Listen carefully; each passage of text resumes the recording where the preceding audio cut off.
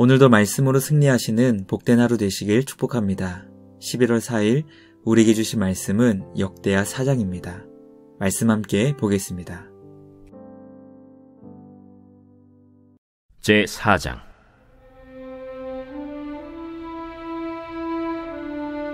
솔로몬이 또 노스로 제단을 만들었으니 길이가 20규빗이요 너비가 20규빗이요 높이가 10규빗이며 또 노스를 부어 바다를 만들었으니 지름이 10규빗이요 그 모양이 둥글며 그 높이는 5규빗이요 주위는 30규빗 길이의 줄을 두를 만하며 그 가장자리 아래에는 돌아가며 소 형상이 있는데 각 규빗에 소가 10마리씩 있어서 바다 주위에 둘렸으니 그 소는 바다를 부어 만들 때에 2줄로 부어 만들었으며 그 바다를 노스의 황소 12마리가 바쳤으니 3마리는 북쪽을 향하였고 3마리는 서쪽을 향하였고 3마리는 남쪽을 향하였고 3마리는 동쪽을 향하였으며 바다를 그 위에 놓았고 소의 엉덩이는 다 안으로 향하였으며 바다의 두께는 한 손 너비만 하고 그 둘레는 잔둘레와 같이 백합화의 모양으로 만들었으니 그 바다에는 3,000밧을 담겠으며 또 물두멍 10개를 만들어 5개는 오른쪽에 두고 5개는 왼쪽에 두어 씻게 하되 번제에 속한 물건을 거기서 씻게 하였으며 그 바다는 제사장들이 씻기 위한 것이더라. 또 규례대로 금으로 등잔대 10개를 만들어 내전 안에 두었으니 왼쪽에 5개요 오른쪽에 5개이며 또 상 10개를 만들어 내전 안에 두었으니 왼쪽에 5개요 오른쪽에 5개이며 또 금으로 대접 100개를 만들었고 또 제사장의 뜰과 큰 뜰과 뜰문을 만들고 그 문짝에 노슬 입혔고 그 바다는 성전 오른쪽 동남방에 두었더라. 후람이 또 솥과 부삽과 대접을 만들었더라. 이와 같이 후람이 솔로몬 왕을 위하여 하나님의 성전에서 할 일을 마쳤으니 곧 기둥 둘과 그 기둥 꼭대기에 공 같은 머리 둘과 또 기둥 꼭대기에 공 같은 기둥머리를 가리는 그물 둘과 또 그 그물들을 위하여 만든 각 그물에 2줄씩으로 기둥 위에 공 같은 2머리를 가리는 석류 400개와 또 받침과 받침 위에 물두멍과 한 바다와 그 바다 아래에 소 12마리와 솥과 부삽과 고기 갈고리와 여호와의 전의 모든 그릇들이라. 후람의 아버지가 솔로몬 왕을 위하여 빛나는 노스로 만들 때에 왕이 요단 평지에서 숫꽃과 스레다 사이에 지늘게 그것들을 부어내었더라. 이와 같이 솔로몬이 이 모든 기구를 매우 많이 만들었으므로 그 논무게를 능히 측량할 수 없었더라.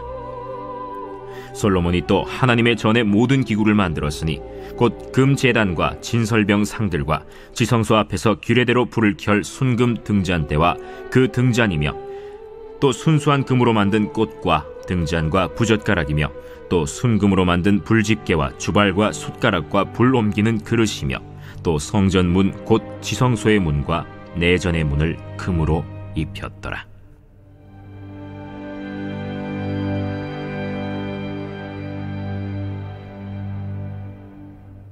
말씀의 제목은 함께 세우는 성전입니다. 어제 우리는 성전의 기본적인 외형인 성전 앞 2기둥과 낭실, 그리고 성소와 지성소에 대해 살펴보았습니다. 어제에 이어 오늘은 성전 뜰과 성소에 두는 기구들이 어떻게 제작되었는지 살펴보게 됩니다. 우리는 성전 기구가 어떻게 쓰이는지 그 목적을 살펴보며 하나님께 드리는 우리 예배가 어떠해야 하는지 깨닫게 됩니다. 또 성전 기구의 제작 과정을 보며 성전된 우리가 주님 앞에 어떤 삶을 살아야 하는지 깨닫게 됩니다. 오늘 말씀을 통해 하나님께서 기뻐하시는 성전으로 세워지는 우리 모두가 되길 간절히 소망합니다. 첫째, 성전 뜰에는 놋 제단과 놋 바다, 그리고 물두멍이 놓였습니다. 성전 뜰에는 놋으로 만든 제단과 바다, 그리고 물두멍이 놓였습니다. 제단은 제물을 불로 태우는 곳으로 이전 성막에 비해 약 3배 이상 크게 만들었습니다. 새롭고 큰 제단이 성전에 놓이게 된 것입니다. 제단과 성전 사이에 놓인 놋 바다는 약 6만 6천 리터의 엄청난 물을 담을 수 있는 놋 바다였습니다. 제사장들은 놋 바다의 물로 손과 발을 씻어 몸을 정결하게 하였습니다. 왜냐하면 제사장들이 성전에 들어갈 때나 제물을 불로 태울 때 정결 예식을 따라 순종해야 했기 때문입니다. 이전 성막대와 비교하면 약 3배나 커진 놋 제단에서는 이전보다 훨씬 더 많은 양의 제물을 주님께 번제로 드렸습니다. 그렇게 되면 제사장들의 정결에 문제가 생길 수 있게 됩니다. 그러므로 제사장들은 성전에 놓인 엄청나게 큰 놋 바다를 보며 주님 앞에 정결 예식을 기억하며 순종했을 것입니다. 또 솔로몬의 성전에는 물두멍 10개를 놋으로 만들어 제물을 씻는 데 사용했습니다. 성전 뜰에 놓인 제단과 바다, 그리고 물두멍을 통해 우리는 주님을 예배할 때 정결한 예배가 얼마나 중요한지 깨닫게 됩니다. 우리 죄를 주님께 회개하며 십자가의 보혈을 의지하여 하나님이 받으시는 정결한 순종의 예배로 나아가는 우리 모두가 되길 간절히 소망합니다. 둘째, 성전 안에는 각각 10개의 등잔대와 떡상이 놓였습니다. 성막에는 금으로 만든 등잔대와 떡상이 하나씩 있었습니다. 그러나 솔로몬 성전 안에는 이것을 10개씩 만들었습니다. 금 등잔대는 캄캄한 성전 안을 항상 환하게 밝혀주는 빛으로 이전보다 10배나 더 밝게 성전을 비추었습니다. 성전 안을 항상 비추는 그 빛이 더 환하게 밝아진 것처럼 성전된 우리도 진리의 빛이 항상 우리 삶을 더욱 밝게 비출 수 있도록 말씀의 사람이 될 수 있어야 합니다. 떡상에는 주님의 임재를 상징하는 진설병을 안식일마다 올려놓았습니다. 주님의 임재로 인해 우리 삶의 풍요로운 공급이 이루어졌음을 의미한 것입니다. 등잔대와 떡상을 보며 우리는 진리의 빛을 비춰주시며 우리 삶의 풍성한 공급을 베풀어 주시는 주님의 은혜와 사랑을 깨닫게 됩니다. 오늘도 우리를 먹이시고 지켜주시는 주님의 그 크신 은혜를 경험하며 주님을 예배하는 우리 모두가 되길 소망합니다. 마지막 셋째, 성전 기구는 놋장인 후람을 통해 제작되었습니다.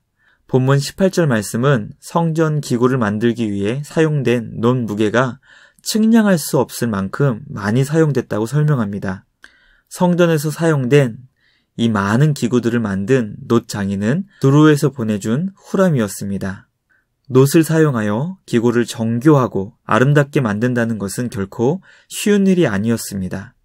그러나 후람은 무게를 측량할 수 없을 정도로 엄청난 양의 놋을 사용하여 성전의 모든 기구를 묵묵히 그리고 성실하게 만들었습니다. 이 한 사람의 헌신을 통해 성전의 기구들이 얼마나 아름답게 만들어지게 되었는지 우리는 말씀을 통해 깨닫게 됩니다. 우리는 지금도 주님의 몸된 교회를 위해 묵묵히 주어진 직분과 사명을 감당하는 후람과 같은 성도들을 만나게 됩니다. 누가 알아주지 않아도 하나님의 영광을 위해 묵묵히 성실하게 헌신하는 것을 보며 주님의 교회가 건강하게 세워지는 것을 깨닫게 됩니다. 오늘도 삶의 자리에서 우리에게 맡겨주신 사명을 묵묵히 감당하시는 우리 모두가 되길 주님의 이름으로 축복합니다. 말씀을 마치겠습니다. 오늘 우리는 성전 기구들이 어떤 의미와 목적으로 놓이게 되었는지 살펴보았습니다.